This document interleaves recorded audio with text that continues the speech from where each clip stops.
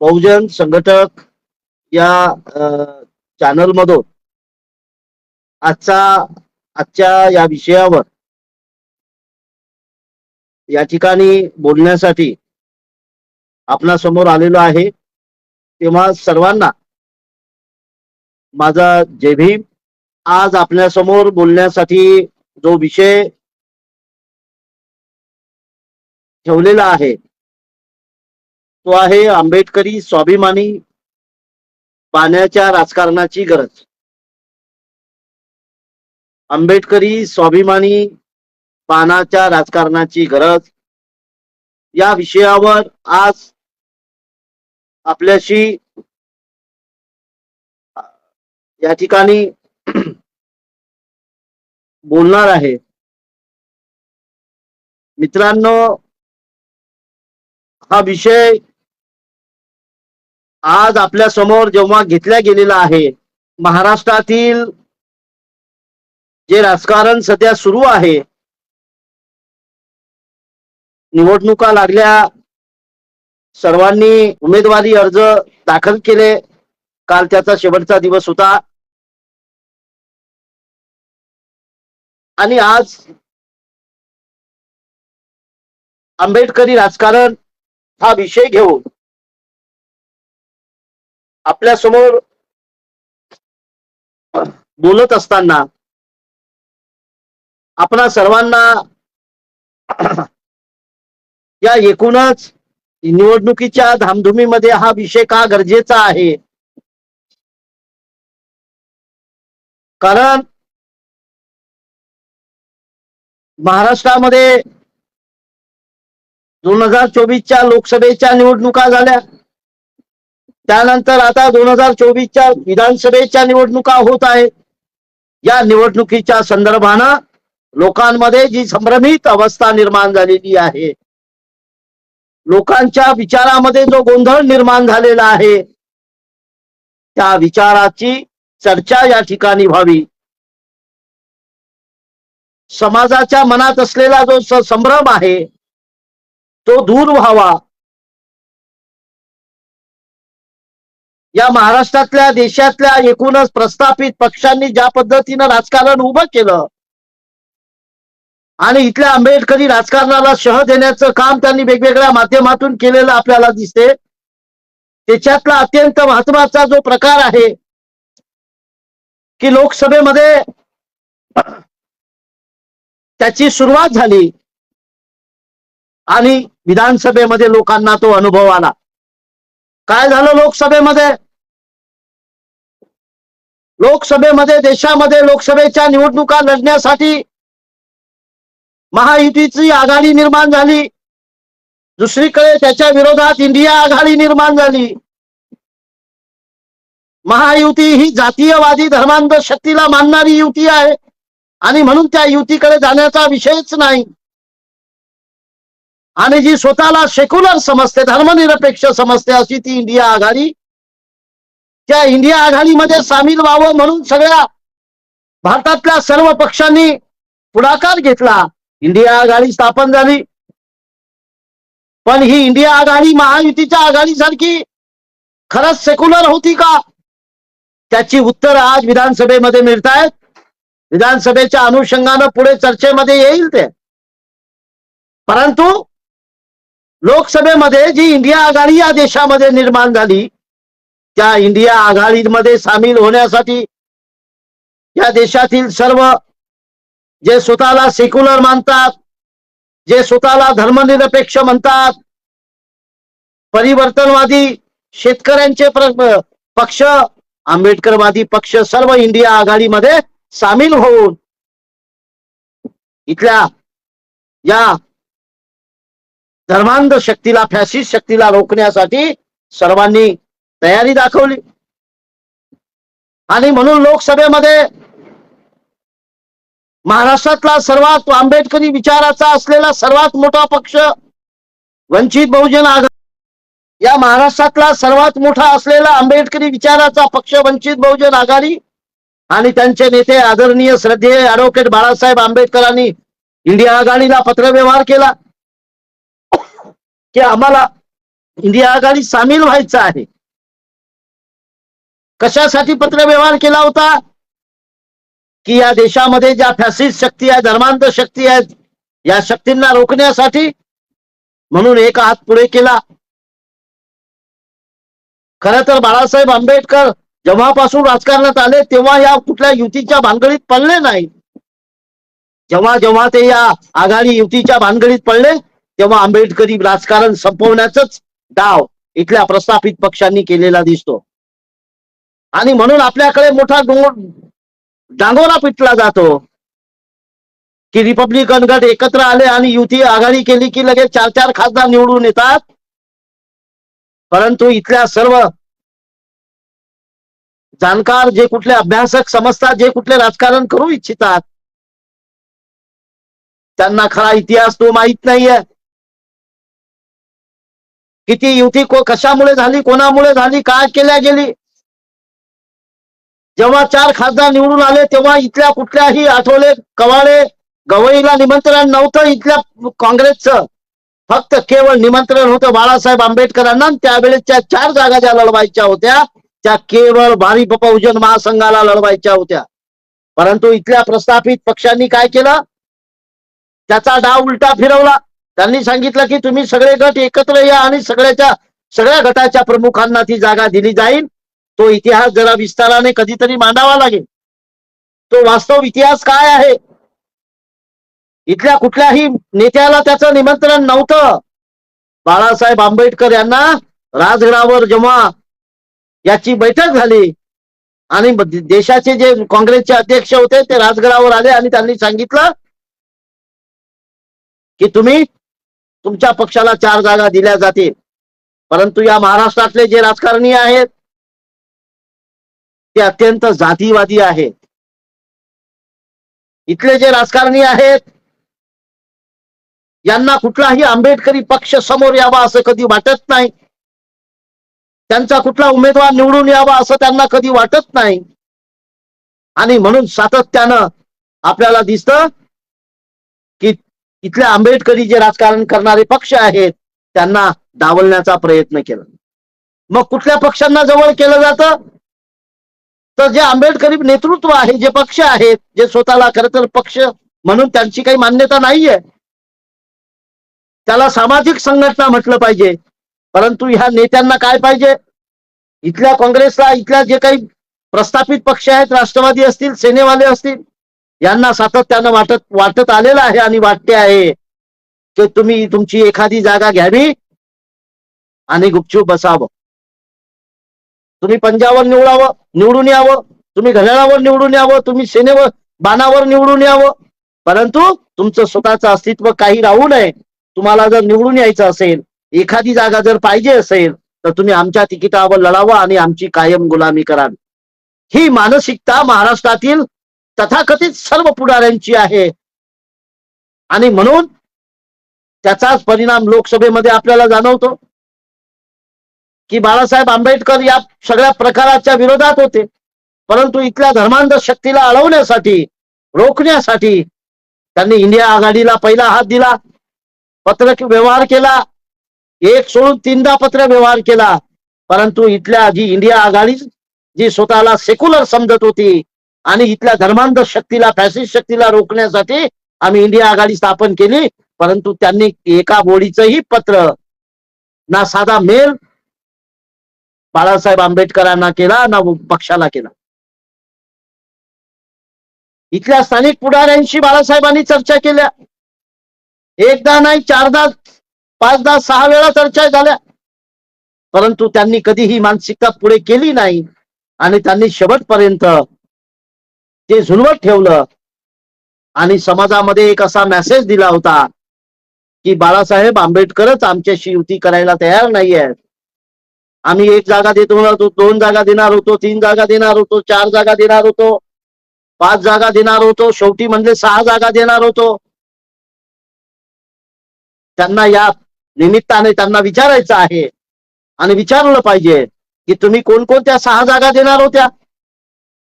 परंतु ते काही त्यांच्याकडे उत्तर नाही, कारण त्यांनी 6 जागा त्यांनी फिक्सच केलेल्या नव्हत्या. केवळ चॅनलवर येऊन लोकांना सातत्यानं फसवल्या गेलं लोकांना खोटं सांगण्यात आलं आणि लोकही भ्रमित झाले. लोकांचा गोंधळ उडाला. जे लोकांना वाटत होतं ही युती आघाडी व्हावी, बाळासाहेबांनाही वाटत होतं ही आघाडी व्हावी, परंतु हे लोक कधीही सकारात्मक पद्धतीनं चर्चा करायला तयार नव्हते. कधीही त्यांनी त्या पद्धतीनं कुठलाही चर्चा बैठकीमध्ये त्या पद्धतीनं कुठलाही प्रस्ताव ठेवला नाही.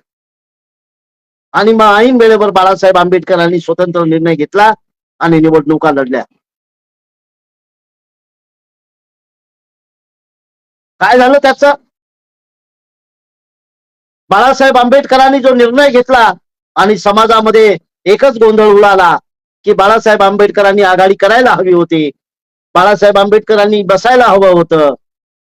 हे जेव्हा तुम्हाला जाणवतं, बाळासाहेबांनाही वाटत होतं इथं एका खासदारकीसाठी आपले जे नेते आहेत आणि कुठल्याही पक्षाचे नेते असो, एक खासदारकी मिळवण्यासाठी त्यांच्या दारावर सातत्यानं दस्तक देत असतात. बाळासाहेबांनाही वाटत नाही का की खासदार व्हावं?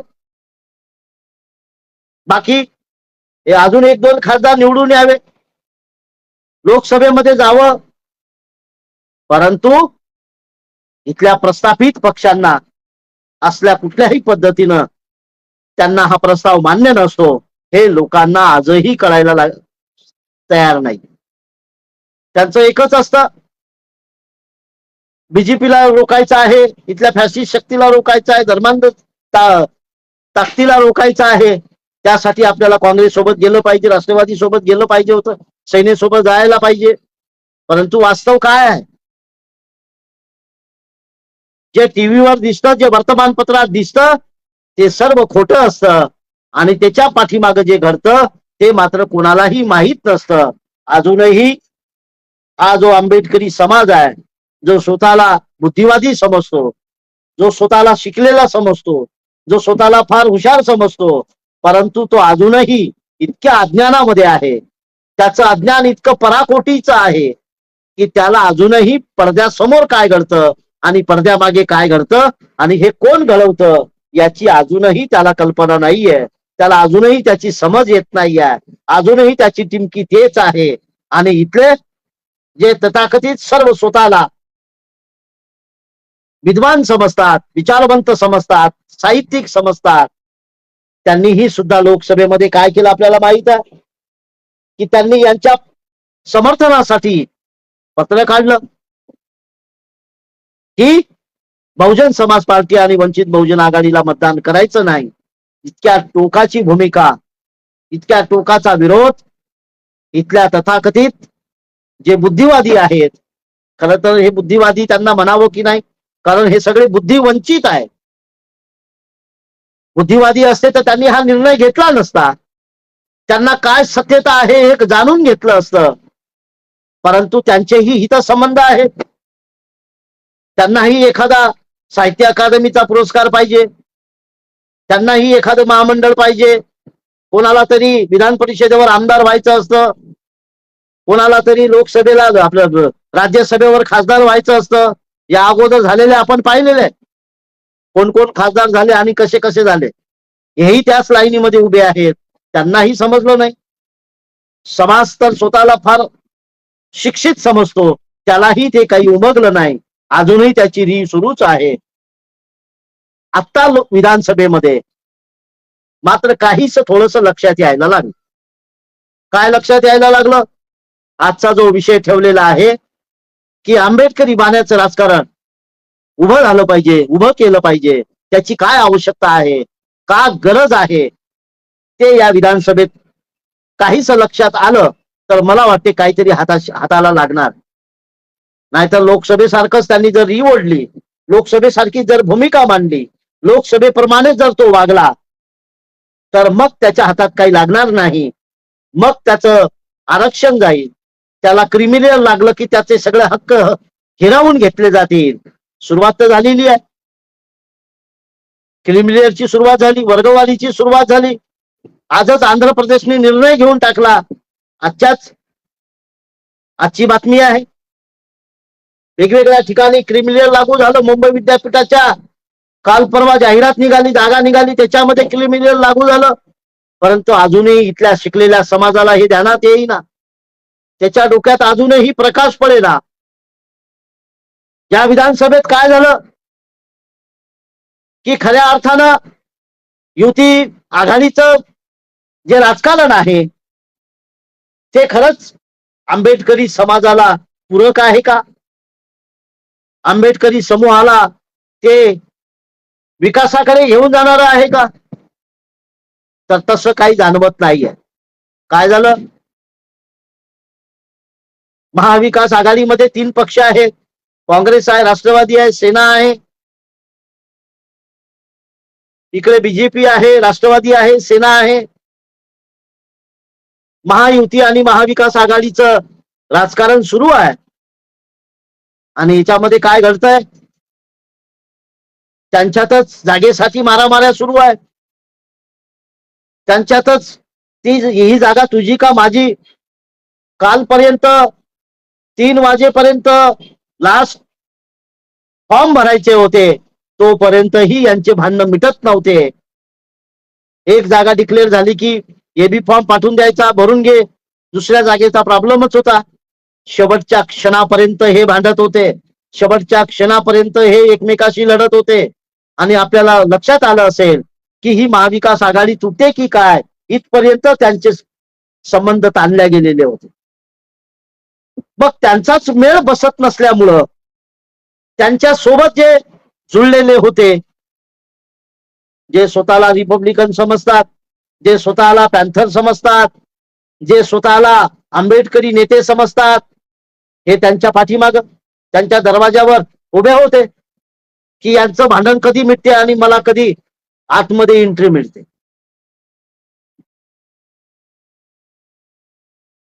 म्हणजे जेव्हा महारकी होती, म्हणजे धर्मांतराच्या अगोदर,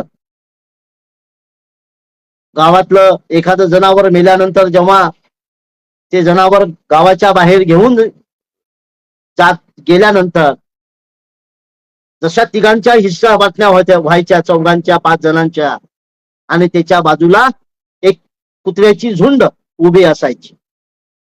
ती वाट बघायची सातत्यानं की यांचं भांडण मिटलं, यांची वाटावाटी झाली की आपण काही जे उरलेलं आहे आपल्याला मिळेल. तशाच प्रकारची काहीशी अवस्था आज इथल्या जे स्वतःला रिपब्लिकन समजतात, जे स्वतःला पॅन्थर समजतात, जे स्वतःला फार विद्वान समजतात, यांची ही अवस्था हीच झाली. यांचं भांडण मिटना, यांच्या जागा वाटप होईना, यांचंच होईना तर यांना कुठून मिळणार आहे? मित्र ज्याला म्हणतात, मित्र पक्ष म्हणजे ह्या तिघांची आघाडी आणि त्यांच्यात सामील झालेले मित्र पक्ष. मग हे मित्र कोणते आहेत आपल्याला माहित आहेत सगळे. जे मित्र पक्ष आहेत त्याच्यात कम्युनिस्ट आहेत, समाजवादी आहेत, रिपब्लिकन आहेत, शेतकरी आहेत, अशा वेगवेगळ्या समूहाचे पक्ष आहेत. त्याच्यामध्ये यांच्या मागण्या, आम्हाला 15 जागा द्या, आम्हाला 5 जागा द्या, आम्हाला 20 जागा द्या. यांच्यामध्येच भांडण होईना. आपण 85 घ्यायचे, 100 घ्यायचे, 90 घ्यायचे, का 110 घ्यायचे, किती घ्यायचे? कारण जागा जर मला कमी मिळाली तर उद्या मला मुख्यमंत्री व्हायचं आहे. सगळ्यांच्या स्पर्धा मुख्यमंत्री होण्यासाठी लागलेल्या आहेत. ज्याच्या जागा जास्त त्याचा मुख्यमंत्री, हे सूत्र जेव्हा ठरलं तेव्हा प्रत्येकाची लढाई सुरू होती की मला जास्त जागा मिळाल्या पाहिजे. मग मित्र पक्षाचं काय? हे मित्र पक्ष तर स्वतःहून त्यांच्या दरवाजावर उभे होते. मला यायचं आहे तुमच्यासोबत, मला तुमच्यासोबत यायचं आहे. परंतु शेवटपर्यंत झुलवत ठेवलं. कोणाला 1 जागा दिली, कोणाला 2 जागा दिल्या, कोणाला काहीच मिळालं नाही. म्हणून त्याच्यातून, त्या महाविकास आघाडीतून बाहेर पडले. कुठे गेले ते? काही महाविकास आघाडीतून बाहेर पडले तर 3ऱ्या आघाडीत गेले. काही तिथून बाहेर पडले तर त्यांनी मैत्रीपूर्ण लढती आम्ही देऊ. तुम्ही एका आघाडीत सदस्य आहात, तुमचं धोरण आहे की इथल्या बीजेपीला रोखायचं आहे. तर मग तुम्ही जर बीजेपीला रोखायचं असेल तर मग मैत्रीपूर्ण लढती कशा होतील? एकाच आघाडीतले तीन तीन पक्ष जर उभे राहिले तर चौथाचा फायदा बीजेपीचा होईल. तुमच्या मैत्रीपूर्ण लढतीचा कोणाला उपयोग होणार? आणि तुम्ही मैत्रीपूर्ण लढती देता कशासाठी? एक जागा घ्यायची आणि मैत्रीपूर्ण लढत म्हणायची, दोन जागा घ्यायच्या आणि मैत्रीपूर्ण लढत म्हणायची. म्हणजे तुमचं सगळं बरोबर, म्हणजे तुम्ही जे करायचं ते मैत्रीपूर्ण, आणि इकडे वंचित बहुजन आघाडीनं उमेदवार उभा केला रे केला की त्याला बी टीम म्हणायचं, त्याला बीजेपीचं हस्तक म्हणायचं, त्याला म्हणायचं की पैशाचा व्यवहार झाला. वेगवेगळे कारण देऊन बदनामी करायची.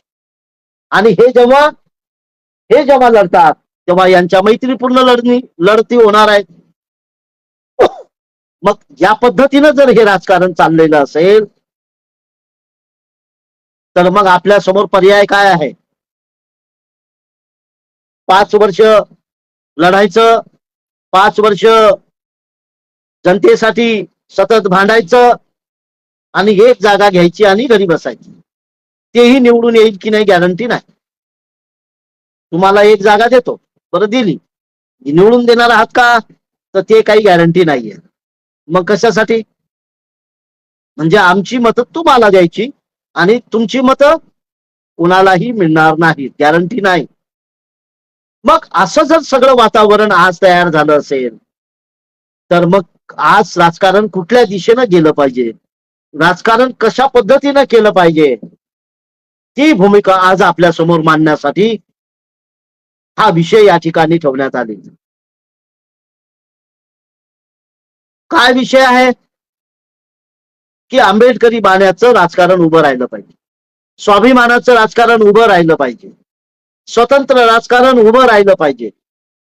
आंबेडकरी राजकारण हे स्वतःची ओळख निर्माण केली पाहिजे. तो पक्ष रजिस्टर झाला पाहिजे, त्याला राज्याची मान्यता मिळाली पाहिजे, त्याला नॅशनल मान्यता मिळाली पाहिजे. ह्या कुणाच्याही चर्चेचा विषय नाही. का कोणालाच काही वाटत नाही की आपला पक्ष राज्य पातळीवर त्याला मान्यता मिळाली पाहिजे, त्याला राष्ट्रीय पातळीवर मान्यता मिळाली पाहिजे, त्याला स्वतंत्र त्याचं नेतृत्व उभं राहिलं पाहिजे? भांडगुळासारखं राजकारण करायचं आहे का?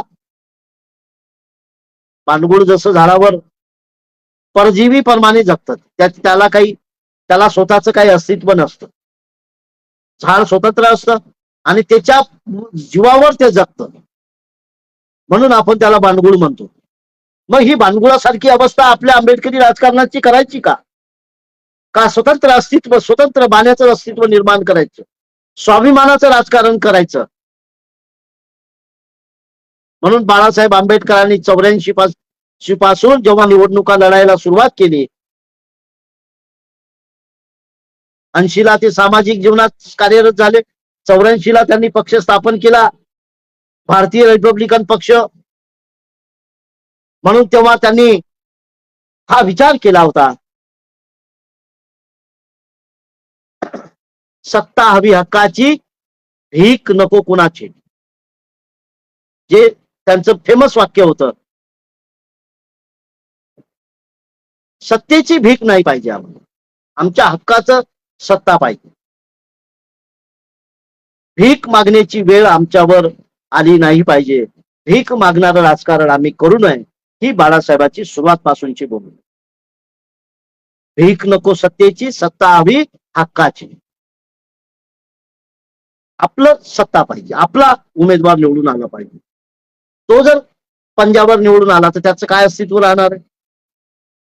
त्याला कोणीही गिनत नाही. लोकसभेमध्ये जे बौद्ध खासदार निवडून आले त्यांची अवस्था बघा कशी आहे.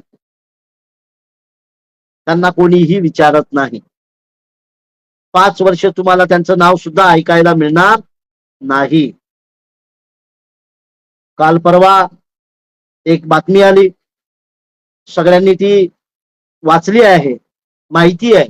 काय बातमी होती? काँग्रेसची बैठक झाली आणि ते काँग्रेसचे नेते काय म्हणले, आम्हाला आंबेडकर नावाची गरज नाही. इतका माज कुठून आला यांना? कशा पद्धतीनं यांची जी शैली आहे, हा जो माज आहे कशामुळे आलेला आहे? कारण ही मागण्याची जी अवस्था आहे आपली, भिकाऱ्याची जी अवस्था आहे, हे त्यांना माहित आहे की यांना एक तुकडा फेकला की हे खुश होतात.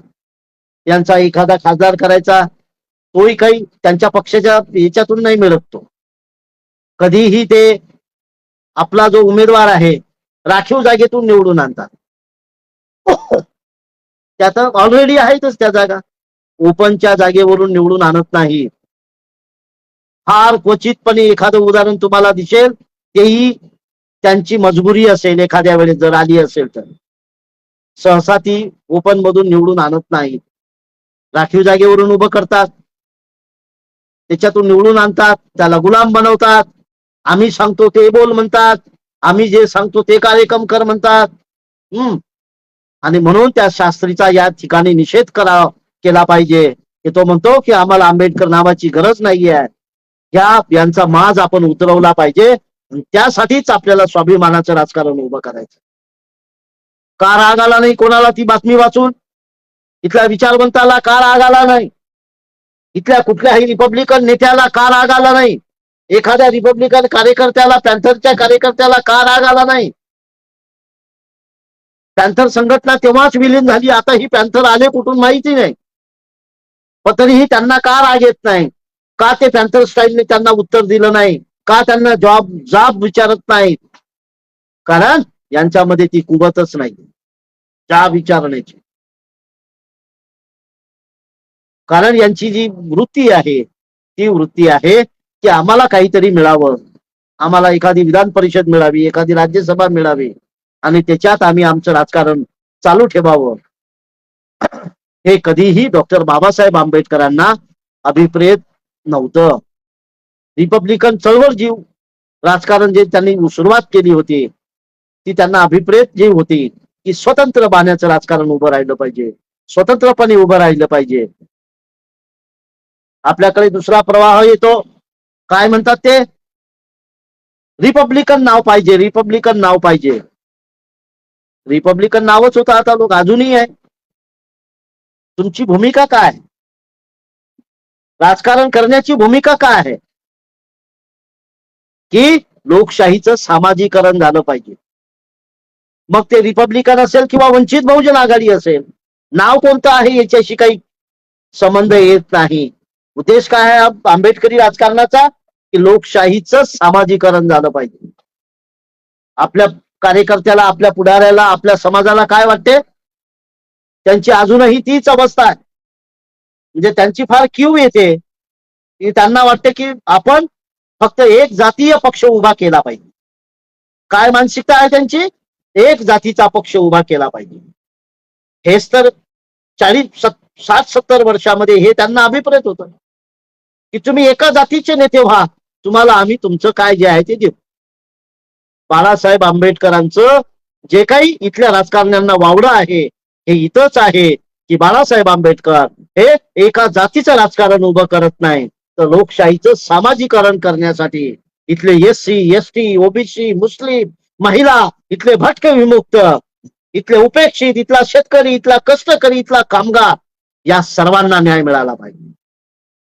नुसतं ओबीसी नाही, मायक्रो ओबीसी, ज्याला सत्तेचा कुठलाही स्पर्श नाही, ज्याला न्याय मिळाला पाहिजे. लोकसभेमध्ये महाराष्ट्रात एकाही मुस्लिमाला उमेदवारी दिली नाही, कुठल्याच पक्षानं दिली नाही. इथल्या मुस्लिमांना त्यांना प्रश्न विचारावेसे वाटत नाही.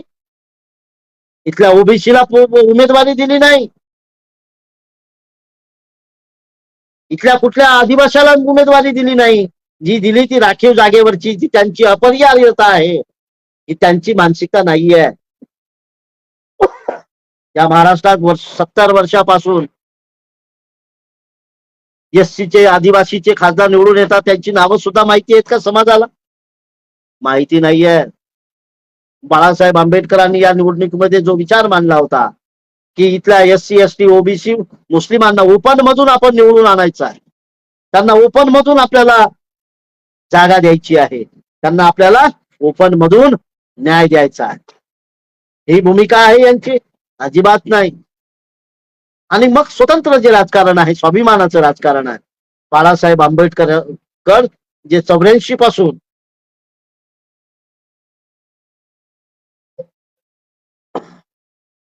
40 वर्षापासून जे राजकारण करतायत, काय राजकारण करतायत? स्वाभिमानाचं राजकारण उभं राहिलं, स्वतंत्र राजकारण उभं राहिलं पाहिजे.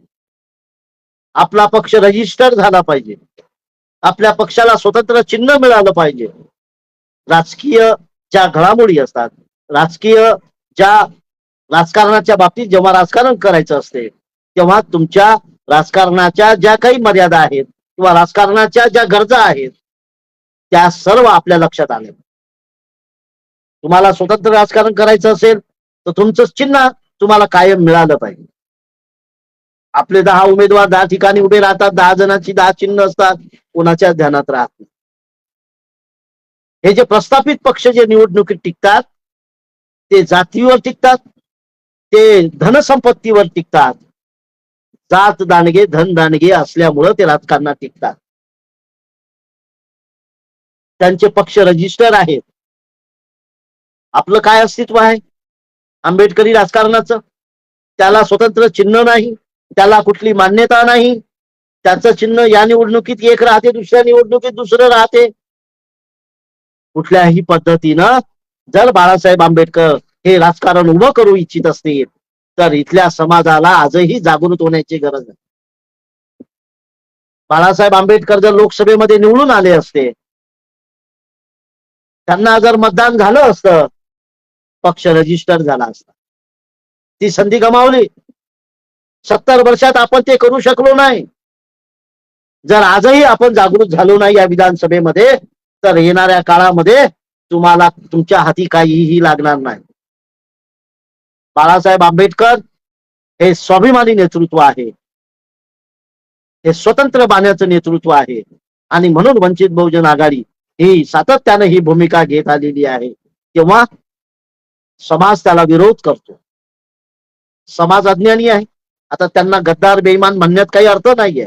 खरं तर हे चुकीचे शब्द आहेत. त्यांना अज्ञानी म्हटलं पाहिजे. आणि बुद्धानी जे सांगितलं विजडम, प्रज्ञा, ही प्रज्ञा असली पाहिजे. त्याच्यात आपण कोसो दूर आहोत. हे स्वतःला बौद्ध समजतात, परंतु यांना प्रज्ञा नाही आहे. यांच्याकडे अज्ञान इतकं आहे, इतके अज्ञानी आहेत की त्यांना नेत्याचे इशारे कळत नाही. जोपर्यंत या आंबेडकरी समूहाला, समाजाला बाळासाहेब आंबेडकर जर समजले नाहीत, तर हा समाज अंधारातच पुढची वर्ष, आता ही पिढी तर गेली, अनेक येणाऱ्या पिढ्या अंधारात तशाच राहतील. आणि कायमच ज्यांना बाळासाहेब आंबेडकरांचा विरोध करायचा आहे त्यांनी स्वतःला काँग्रेसमध्ये विलीन करावं, राष्ट्रवादीमध्ये विलीन करावं, सेनेमध्ये विलीन करावं, परंतु बाळासाहेब आंबेडकरांच्या राजकारणाला कुठल्याही पद्धतीनं गालबोट लावण्याचा प्रयत्न करू नये. कारण त्यांचं नेतृत्व तुमच्या समाजासमोर खरं तर त्या विधानसभेच्या अनुषंगानं खरं तर हे बोललं गेलं पाहिजे की बाळासाहेबांसारखा इतका दूरदृष्टीचा असलेला नेता, विद्वान असलेला नेता, स्वाभिमानी नेता, ज्या नेत्याला इथल्या तांड्यावरची जी जेवढी माहिती आहे तेवढीच रशियामध्ये काय चाललंय, अमेरिकेमध्ये काय चाललंय, या भारतातल्या जगातल्या कुठल्याही प्रश्नावरचं उत्तर त्यांच्याकडे आहे, असा अभ्यासू असलेला नेता, ज्यांना दुश्मनांचे जे शत्रू आहेत आपले त्यांचे डावपेच करतात, स्वतःच्या पदाची आहुती देणारे नेते आहेत. त्याग केलेला आहे त्यांनी त्यांच्या पदाचा, खासदारकीचा त्याग केलेला आहे, केंद्रीय मंत्रीपदाचा त्याग केलेला आहे. कशासाठी केला? त्यांना काय केंद्रीय मंत्रीपद 90 मध्ये मिळालं असतं. 90 मध्ये त्यांनी घेतलं नाही. कशामुळे नाही घेतलं? पद येतात जातात. पद आज आहे, 5 वर्षांनी तुम्ही आज आमदार निवडून आले, खासदार निवडून आले, पद 5 वर्ष राहतं. परंतु तुम्ही जर खऱ्या अर्थानं जर राजकारण करायचं असेल तर नेतृत्व हे कायम राहते. आणि म्हणून बाळासाहेब आंबेडकरांना कुठल्याही पदाचे मोहताज नाही आहेत. कुठलंही पद त्यांना गवसणी घालू शकत नाही.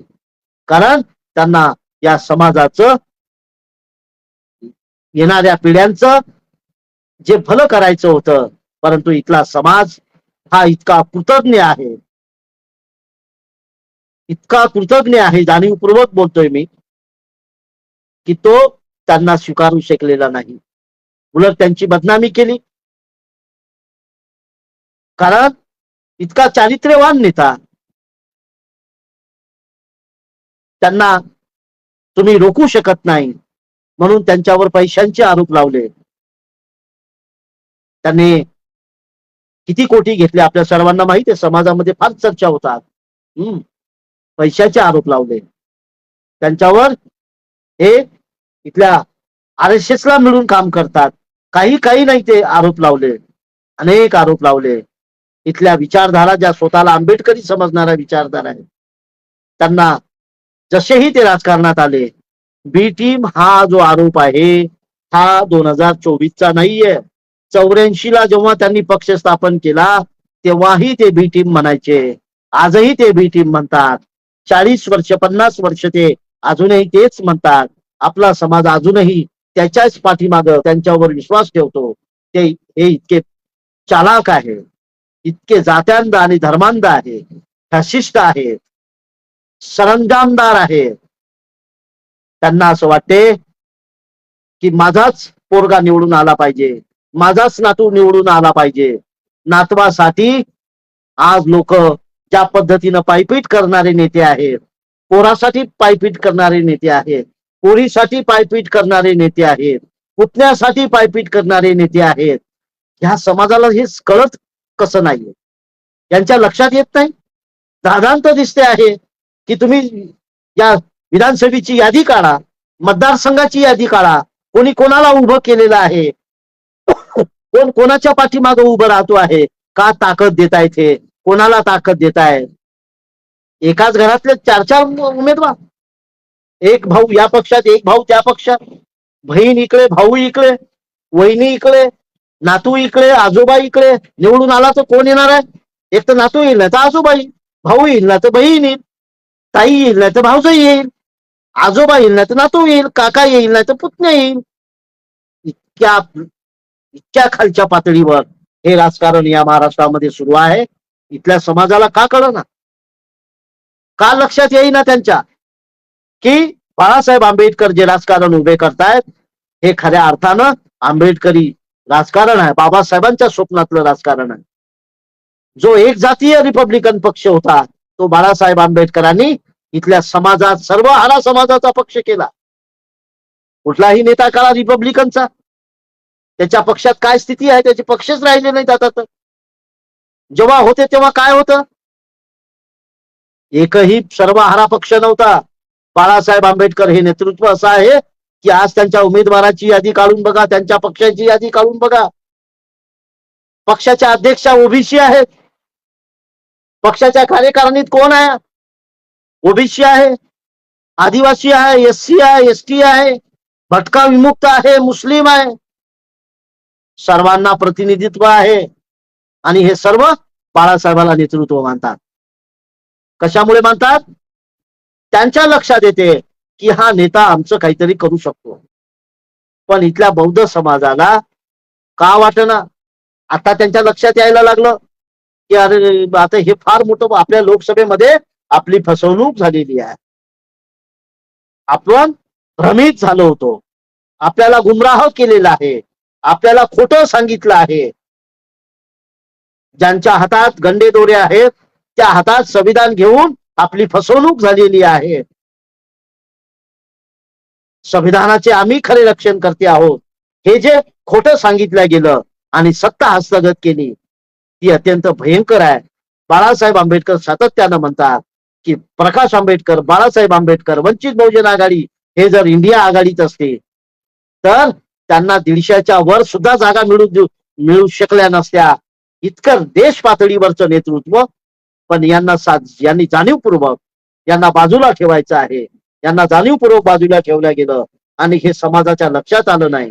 त्यांनाच बदनाम केलं, वंचित बहुजन आघाडीला बदनाम केलं गेलं आणि आपल्या इथल्या बौद्धांनी, इथल्या मुस्लिमांनी, ओबीसींनी, आदिवासींनी काय केलं, सगळं त्यांच्या पारड्यात टाकलं आणि त्यांचे उमेदवार निवडून आले. 48 उमेदवार निवडून आले. कोण आले हे यादी काढून बघा कोण आहेत. यांना एवढं वाटते तर यादी काढून बघा, यादीतून तुमच्या लक्षात येईल. आणि मग यांना जर खऱ्या अर्थानं यांना ह्या महायुतीला रोखायचं होतं, बीजेपीला रोखायचं होतं, तर मग एकाच जातीचे सगळे लोक कसे निवडून येऊ शकतात? एकाच जातीला प्रतिनिधित्व कसं मिळू शकतं? हे आजही लक्षात घ्यायची गरज आहे. हे जर आपण लक्षात घेतलं नाही, एकही धनगराम खासदार नाही, एकही मुस्लिम खासदार नाही, का यांना प्रतिनिधित्व दिलं जात नाही? का देऊ नये यांना? महाराष्ट्रामध्ये 2.5 कोटी धनगराची संख्या आहे. त्यांना प्रतिनिधित्व मिळालं नाही पाहिजे? इथल्या मायक्रो ओबीसीला प्रतिनिधित्व मिळालं नाही पाहिजे? इथल्या आदिवाशाला, भटक्या विमुक्त्याला, तांड्यावरच्या वाड्यावरच्या एखाद्या जाती समूहाला त्याला प्रतिनिधित्व मिळालं नाही पाहिजे? पण ते जाणीवपूर्वक दिलं जात नाही. आणि म्हणून आपण हे लक्षात घेतलं पाहिजे की येणाऱ्या या विधानसभेमध्ये आता तरी जागृत झालं पाहिजे. आता तरी आपण त्याच्यावर गंभीरपणे विचार करण्याची गरज आहे. वंचित बहुजन आघाडीला आपण मोठ्या प्रमाणात आपण तर मतदान केलंच पाहिजे. आपल्या सर्व समाजाला मतदान करायला लावलं पाहिजे. इतरही समाजाला मतदान करायला लावलं पाहिजे. जरा आपण समाजाने प्रगल्भ भूमिका घ्यायला पाहिजे. आपल्याकडे हा या जातीचा, तो त्या जातीचा, हा या धर्माचा, तो या धर्माचा म्हणून हेटाळणी केली जाते. पक्ष चालवत असताना आंबेडकरी विचार हा कुठल्याही जातीची हेटाळणी करत नाही. आंबेडकरी विचार हा कुठल्याही धर्माची हेटाळणी करत नाही. मग या समाजामध्ये हा विचार आला कुठे? कशासाठी हे करतात हे? कारण हे जाणीवपूर्वक या ठिकाणी केलं जातं की एखादा पक्ष जो जातीविरहित उभा राहतो आहे, सेक्युलर पद्धतीने उभा राहतो आहे, सर्वहारा जातींचा, विचारांचा पक्ष उभा राहायला पाहिजे. परंतु त्या पद्धतीनं आपण पाहतो बाबासाहेबांच्या त्यागामुळं आज मला जे काही मिळालेलं आहे, या समाजाला जे मिळालेलं आहे, त्याची तरी किमान जाणीव ठेवावी. ज्या आंबेडकर नावामुळे माझं कल्याण झालं, त्याच आंबेडकरांच्या नावाच्या घराण्यातल्या व्यक्तीला जेव्हा तुम्ही बेदखल करण्याचा प्रयत्न करताय, हे फार मोठी आंबेडकरी चळवळीची हानी होणार आहे. हे जर आपण आजही जागृत झालो नाही तर कदाचित येणाऱ्या काळामध्ये हा समाज अंधारात चाचपडत पडेल बसेल. काही सापडणार नाही. परत गुलामी यायला वेळ लागणार नाही. ही गुलामी जर आपल्याला येऊ द्यायची नसेल, आंबेडकरी राजकारण स्वतंत्रपणे उभं राहायचं असेल, तर आपण त्यांच्या दारावर उभं राहण्याची, कटोरा घेऊन उभं राहण्याची पहिल्यांदा पद्धत बंद करा. तुमच्यामध्ये जरा स्वाभिमान जागृत होऊ द्या. गुलामी मानसिकता बंद करा. गुलाम हे काहीही करू शकत नाही. एखाद्या आमदारकीनं, खासदारकीच्या पलीकडे आंबेडकरी चळवळ मोठी आहे. या देशामध्ये सगळ्यात मोठं जर काय असेल तर हा बाबासाहेब आंबेडकरांची चळवळ आहे. आणि या चळवळीच्या जोरावर आजपर्यंत रिपब्लिकन जी काही चळवळी होत्या, पॅन्थर चळवळी होत्या, वेगवेगळ्या चळवळी जे आंदोलन केले, मोर्चे केले, या चळवळीच्या ताकदीवर आज तुम्हाला जे काही मिळालेलं आहे ते या चळवळीच्या ताकदीवर मिळालेलं आहे, राजकारणाच्या ताकदीवर मिळालेलं नाही. आणि म्हणून जर राजकारण जर आपलं मजबूत झालं, ज्या पद्धतीनं चळवळीच्या जोरावर आपण इथल्या सरकारला झुकवू शकतो, चळवळीच्या जोरावर आपण आपल्या मागण्या पूर्ण करू शकतो. बाळासाहेब आंबेडकरांनी जर कोणालाही जर एक इशारा दिला तर तो मुख्यमंत्री असो नाही तर कुठलाही कोणी व्यक्ती असो, त्याला त्यांची गोष्ट मान्य करावी लागते. ही ताकद आंबेडकर नावाची आहे. ही ताकद आंबेडकरी चळवळीची आहे. ही ताकद डॉक्टर बाबासाहेब आंबेडकरांची आहे. आणि म्हणून डॉक्टर बाबासाहेब आंबेडकरांचा विचार हा अधिक रुजवायचा असेल, मोठा करायचा असेल, बाबासाहेबांचा जे राजकारण जे अभिप्रेत होतं, बाबासाहेबांची जी चळवळ होती ती एका जातीपुरती मर्यादित नव्हती, तर ती इथल्या संपूर्ण देशाच्या हिताची होती. संविधान लिहिताना त्यांनी एका जातीसाठी संविधान नाही लिहिलं. संविधानाचा जे काही बाब आहे ती एका जातीसाठी नव्हती, ती सर्व आरा समाजासाठी होते. इथली महिला कोणत्या जातीची आहे तो विचार नाही केला. जी महिला कुठली असेल तिचा विकास, तिचं स्वातंत्र्य अबाधित ठेवण्याचं काम बाबासाहेब आंबेडकरांनी केलेलं आहे. त्याच पद्धतीनं त्यांच्या पावलावर पाऊल ठेवून त्यांच्या वाटेनं चालण्याचा, त्यांच्या विचारावर पक्ष उभा करण्याचा, चळवळ उभा करण्याचा प्रयत्न बाळासाहेब आंबेडकर करतायत. स्वाभिमानाचं राजकारण उभं करण्यासाठी त्यांनी पूर्ण जिंदगी आपली पणाला लावलेली आहे. त्यांचं वय 70च्या जवळपास आलेलं आहे. अजूनही ते लढताय. कोणासाठी लढतायत?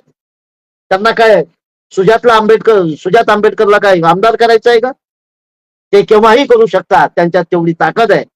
परंतु त्यांना ह्या समाजाची चिंता आहे. आणि म्हणून काल परवा त्यांनी जे पत्र लिहिलं ते अत्यंत भावनिक होण्यासारखं पत्र आहे. ते पत्र वाचल्यानंतर कुणाच्याही हृदयाला भेगा पडल्याशिवाय राहणार नाही. ज्या पद्धतीनं त्यांनी भावना व्यक्त केलेल्या आहेत त्या अत्यंत चिंतेची बाब आहे. त्यांनाही जी चिंता वाटते ती या समाजाची चिंता वाटते की हा समाज जर असाच अज्ञानी राहिला, मी त्यांना बेईमान गद्दार म्हणणार नाही, कारण तो शब्द बरोबर नाही आहे. आपल्याकडे तो फार सर्रास वापरला जातो, तो खरं तर वापरू नये. हा समाज, त्याला पर्यायी शब्द आहे अज्ञात, की हा समाज जर अज्ञानात राहिला तर याच्या डोक्यामध्ये जर प्रज्ञा जर शिरली नाही, प्रज्ञेचा प्रकाश जर शिरला नाही, प्रज्ञा जर याला उमगली नाही, प्रज्ञा म्हणजे सम्यक दृष्टी, ज्याला दृष्टी प्राप्त होत नाही त्याला प्रज्ञा प्राप्त होत नाही. याच्यात जर प्रज्ञा प्राप्त झाली नाही, याची दृष्टीदोष जर गेला नाही तर हा समाज उद्या अंधारात चाचपडत पडेल, हा गुलामीत जाईल. इथले प्रस्थापित जे पक्ष आहेत, ज्या जाती आहेत, इथले प्रस्थापित नेते आहेत, हे तुम्हाला गुलाम करून टाकतील, हीच चिंता त्यांनी वाहिलेली आहे.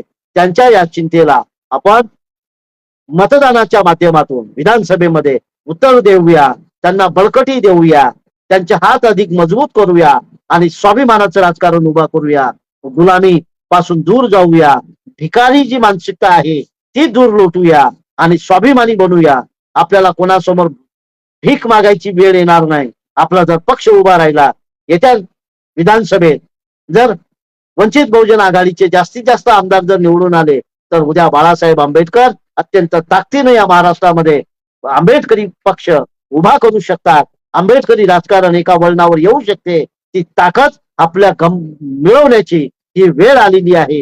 ही वेळ अत्यंत ही शेवटची वेळ आहे. ही वेळ गेल्यानंतर परत 5 वर्ष तुम्हाला वाट पाहावी लागणार आहे आणि या समाजाच्या चिदळ्या उठून जातील. तोपर्यंत जर असं झालं नाही तर आपण हे जर वाचवायचं असेल, आंबेडकरी विचार वाचवायचा असेल, आंबेडकरी राजकारण वाचवायचं असेल, आंबेडकरी चळवळ वाचवायची असेल तर येत्या विधानसभेत बाळासाहेब आंबेडकरांना आपण जास्तीत जास्त मतांनी निवडून येण्यासाठी, बाळासाहेबांचा उमेदवार कोण आहे हे न पाहता, कुठून उभा आहे हे न पाहता, तो आंबेडकरी चळवळीचा प्रतिनिधी आहे, त्याची जात धर्म त्याचं कुठल्याही बाबीवर चर्चा न करता केवळ वंचित बहुजन आघाडीचा उमेदवार आहे, सिलेंडरवर उभा आहे.